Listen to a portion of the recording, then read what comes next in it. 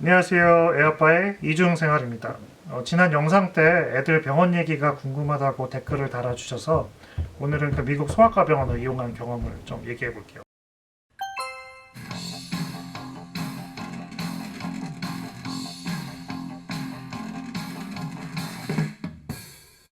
미국행을 처음 결정했을 때 조금 막연했던 것 중에 하나가 바로 그 병원 가는 일이었습니다. 주변에서 들어보면 뭐 미국 병원 장난 아니더라, 형편없다더라, 응급실 한 번 가면 몇천 달러 뭐 깨진다더라 등등 비용에 대한 그 압박을 엄청 들었던 것 같습니다. 그리고 이제 병원 한 번 가려면 예약을 해야 되는데 너무 오래 걸려서 이제 의사 만나길 기다리는 동안 사람 죽겠더라는 등 의사를 진짜 만나기 힘들다는 얘기도 많이 들었습니다. 그러니까 제 입장은 그 케어해야 될 그 아기가 있는 저로서는 모두 이제 상당히 부담되고 걱정되는 얘기들이었습니다. 뭐 아직까진 다행히 또 크게 이제 다쳐서 입원을 해야 한다거나 뭐 응급실에 가야 했다거나 하는 상황은 없었습니다. 뭐 앞으로도 없었으면 좋겠네요. 근데 이제 그보다는 좀 더 이제 확률적으로 일상생활에서 병원에 갈 일이 좀 더 많은 경우엔 이제 애들이 아픈 이유로 소아과가 다녀온 경험을 좀 말씀드려 볼게요. 애들 소아과는 주로 이제 저 회장님이 다녀와서 이제 회장님과 사전 인터뷰 후에 내용을 좀 정리를 해봤습니다. 그리고 참고로 저희는 이제 미국 미시간에서 살고 있으며 미시간주 안에서 경험한 얘기임을 미리 말씀을 드립니다. 제 생각에 기본적으로 소아과는 이제 어린 아이들을 치료하는 곳이므로 어른의 상황과 비교해 보면 비교적 빨리 의사를 볼 수 있습니다. 그러니까 뭐 기본적으로는 이제 전화로 예약을 해서 진료를 하는 것이 일반적입니다. 그러니까 전 처음에 이제 전화 영어가 자신이 없었을 때는 병원에 직접 가서 예약하기도 했습니다. 그리고 이제 워크인이라고 해서 이제 한국처럼 예약 없이 바로 병원에 가서 의사를 볼 수 있는 병원도 있습니다. 그러니까 정 급하다고 판단되면 그 병원에서 의사가 이제 예약이 아무리 많아도 그 예약 사이에 좀 짬을 최대한 내서 봐주는 경우도 있었습니다. 그러니까 한국에서 들었던 미국 병원에 대한 어떤 겁나는 얘기보다는 생각보다는 어렵지 않게 의사를 볼 수 있었어요. 둘째 딸이 이제 한 2살 때쯤 한 번은 이제 밤마다 열이 한 38도에서 39도 계속되면서 그 4일간 이제 열이 이제 계속 떨어지지 않자 그 5일째 되던 아침에 병원이 이제 문 열자마자 전화를 해서 전화했을 때가 한 아침 8시쯤이었는데 그날 오전 10시에 바로 예약을 잡았습니다. 참고로 이제 5일째 되고 나서 병원에 갔었던 이유는 이제 그동안 경험상 애가 40도에 육박하는 열이 난다고 해도 바로 미국 병원에 가봤자 한국처럼 이제 항생제를 절대 처방해주진 않습니다. 대신 이제 열을 떨어뜨리는 민간요법 같은 걸 좀 설명해 줍니다. 예를 들어 뭐 습도를 충분히 유지하라거나 물을 많이 먹이라거나 등등. 그 이상 뭐 약을 처방한다거나 하는 걸 경험한 적이 없었습니다. 그리고 보통 이제 5일 정도 지켜보고 그래도 열이 안 떨어지면 그때 병원에 다시 오라는 경험이 많이 있었어서 이번에도 이제 5일째 열이 떨어지지 않던 날 이제 병원에 찾아간 거였습니다. 의사를 만나고 딸 상태에 대한 설명을 좀 했습니다. 의사분께서 이제 딸에게 코에 이제 뭔가를 집어넣어서 독감 검사를 먼저 진행을 했습니다. 이상 없다는 검사 결과를 받았고 의사 선생님은 이제 괜찮을 거라고 얘기는 해주셨는데 혹시 이제 열이 내일까지 계속된다면 이제 폐렴 검사를 하기 위해 엑스레이 검사를 한번 해보겠니? 라고 이제 반드시 꼭 검사를 해라 뭐 이런다기보단 좀 권유, 추천하는 느낌을 받았습니다.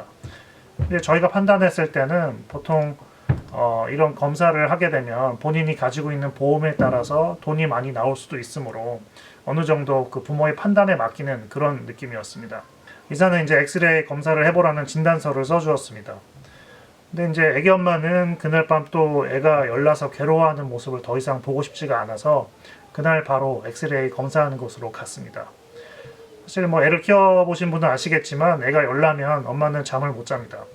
그 이제 시간에 맞춰서 이제 해열제 먹이고 돌봐줘야 돼서 쪽잠 자다가 깨서 애 체크하고 그래도 열 안 떨어지면 이제 해열제 종류 바꿔서 먹인 시간 계산해서 다시 또 먹이고 그래도 안 떨어지면 옷 벗겨서 이제 계속 닦아주고 뭐 애도 괴롭고 어른도 괴롭죠. 그 와중에 이제 애가 열나서 괴로워하는 와중에 이제 애가 엄마 보고 씩 웃는 순간이 있어요. 그러면 또 왠지 모르게 눈물이 활칵 나고 엑스레이 검사하는 곳은 소아과가 아닌 그 다른 장소에 있었습니다. 예약은 하지 않았고 바로 가서 접수할 수 있었습니다. 대략 뭐 대기 시간 1시간 정도 기다리고 나서 엑스레이 검사를 받을 수 있었습니다. 검사 결과 종이는 바로 받았는데 당최 이게 뭔 소린지 알 수가 없으니까 애기 엄마는 바로 이제 소아과 의사로 달려갔습니다. 소아과로 가는 차 안에서 의사로부터 이제 전화가 왔습니다. 다 이제 전산화 시스템이어서 엑스레이 검사가 바로 담당 의사에게도 전해진 것 같았습니다. 그 애기 엄마는 운전하는 와중에 의사 전화를 이제 받고 설명을 듣는데 가뜩이나 어려운 뭐 의학 용어인데 영어로 또 알아들어야 하니 쉽지 않았습니다. 그래서 애기 엄마는 이제 끝에 그래서 이제 애가 괜찮다는 얘기니 물었고 의사는 괜찮아 해주었습니다. 이제 그제서야 이제 안심을 하고 집으로 왔습니다. 집으로 왔는데 그날 저녁도 한 7시 정도부터 또 스멀스멀 애 열이 막 오르기 시작하는 거였습니다. 그러니까 아무리 의사가 이제 괜찮다고 이것저것 검사 다 했는데 괜찮다고 해도 엄마 마음은 이제 다시 불안해졌습니다. 또 애기 엄마는 그 애기 엄마 친구들과 카톡으로 얘기를 하다가 그러니까 이제 엄마 친구들도 모두 같은 또래 애들이 있고 그 비슷한 경험들이 있으므로 좋고 이제 유용한 정보를 서로 공유합니다. 그러니까 이 카톡방에 이제 애기 엄마의 그 불안한 마음을 터놓자 그 요로 감염일 수도 있을 거라는 조언을 누군가 해주었습니다. 애기 엄마는 바로 이제 근처 이제 약국에 가서 그 요로 감염 검사를 할 수 있는 키트를 사왔습니다. 검사를 했는데 양성 반응이 나온 겁니다. 그러니까 요로 감염에 걸리면 미국에서도 항생제를 처방해 준다고 합니다. 이 처방을 받으려면 의사를 만나야겠죠.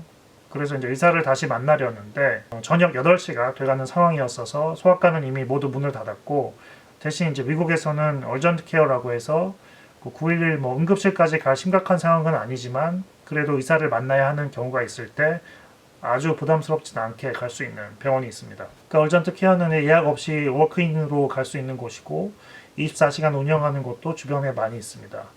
그리고 페디아트릭 얼전트 케어라고 해서 그 소아과 전용 24시간 하는 얼전트 케어도 있습니다. 그렇게 이제 그 얼전트 케어 갔습니다. 그 불안한 마음에 이번에는 이제 온 가족 모두 출동을 했습니다. 그 병원 앞에 차를 대놓고 첫째 딸과 저는 이제 차에서 대기하고 애기 엄마 이제 열이 나고 있는 둘째 딸은 의사를 만나러 병원에 들어갔습니다. 근데 1시간이 지나도록 이제 병원에서 나올 생각을 하지 않는 거였습니다. 그래서 이제 그때 병원에서의 상황을 애기 엄마에게 들어보니 다음과 같았습니다. 그러니까 애가 열이 계속 나서 요로 검사를 했는데 양성 반응이 나와서 항생제 처방을 해줬으면 좋겠다고 애기 엄마가 의사에게 얘기를 했습니다. 근데 의사는 그 요로 검사를 한 방법이 본인은 신뢰할 수 없다고 얘기를 했고 그걸로 항생제를 처방해 줄 수는 없다고 얘기했습니다. 근데 이제 애기 엄마 입장에서 보면 그 오늘 하루 종일 이제 아침부터 소아과 의사 만나서 진찰 받고 또 1시간 기다려서 엑스레이 검사 받고 그런 와중에 또 애는 열이 5일 동안 떨어질 생각을 안 하고 그동안 이제 잠도 설치고 본인 몸도 많이 지쳐 있는데 그래서 빨리 항생제라도 빨리 처방받아서 애가 열이 떨어졌으면 좋겠는데 갑자기 또 의사는 항생제 처방을 해줄 수 없다고 얘기를 하니 답답하기도 하고 약간 짜증이 났던 것 같아요. 또 한국도 아니고 미국이다 보니 커뮤니케이션도 약간 좀 답답하고 그렇게 조금 티격태격 하다가 결국 그 얼전트 케어에서 요로 검사를 다시 받기로 했습니다. 이제 애기 소변을 받아야 되는데 아직 이제 기저귀를 떼지 않았던 때라 소변도 마음대로 안 나오고 그래서 이제 이래저래 시간이 더 많이 걸렸던 거였습니다. 검사 결과 요로 감염도 아니었습니다. 그래서 결국 여기서도 처방은 없이 집으로 돌아왔습니다. 그리고 그날 밤 12시 정각 이후로 둘째 딸의 열은 거짓말처럼 쓱 내렸습니다.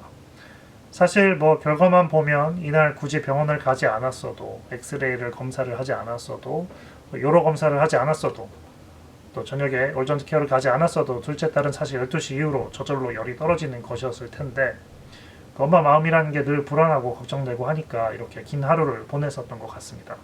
한국에서는 보통 애가 감기다 싶으면 바로 병원에 갔었습니다. 근데 여기서는 근데 사실 감기다 싶어서 데려가도 뭐 항생제를 주는 것도 아니고 그냥 민간요법 같은 거 가습 잘해주고 물 많이 먹이고 뭐 꿀 많이 먹여라 뭐 이 정도 뭐 콧물 많이 나면 잘 때 뭐 베개를 좀 높게 해줘라 등등 얘기를 해줍니다. 약 처방 이런 거는 없습니다. 그래서 여기서는 보통 애가 감기인 것 같은데 열이 그리 높지 않으면 그냥 집에 놔둡니다.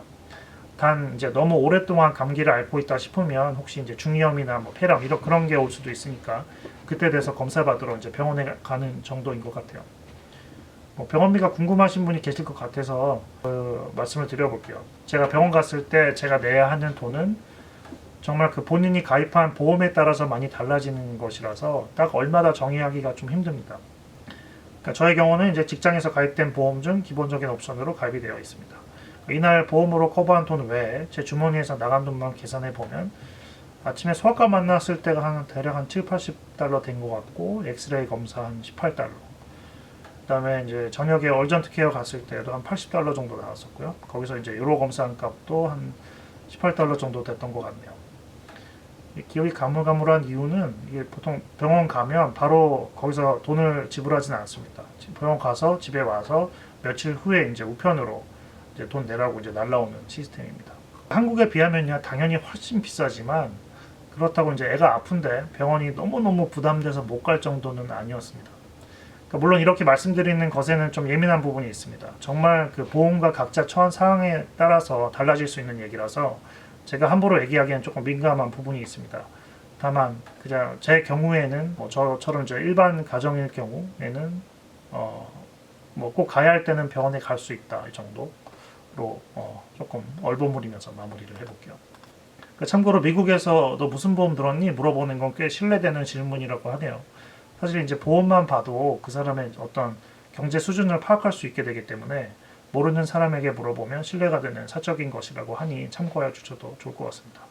오늘 말씀드린 얘기에서 조금 도움이 되는 내용을 정리해 본다면 소아과 병원이 예약제이긴 하지만 급할 때는 예약 없이도 갈 수 있다는 점, 또 얼전트 케어라고 해서 새벽에도 의사를 볼 수 있는 곳이 있다는 점, 결국 여기도 사람 사는 곳이고 애들을 키우는 곳이라서 애기 키우는 점에 있어서 병원이 그렇게 어렵진 않다는 점 등등이 되겠습니다. 미국 생활에 궁금한 점이나 알고 싶으신 점이 있으시다면 댓글 남겨주시면 최대한 참조해서 경험을 또 올려보도록 할게요. 다음 시간까지 행복하세요.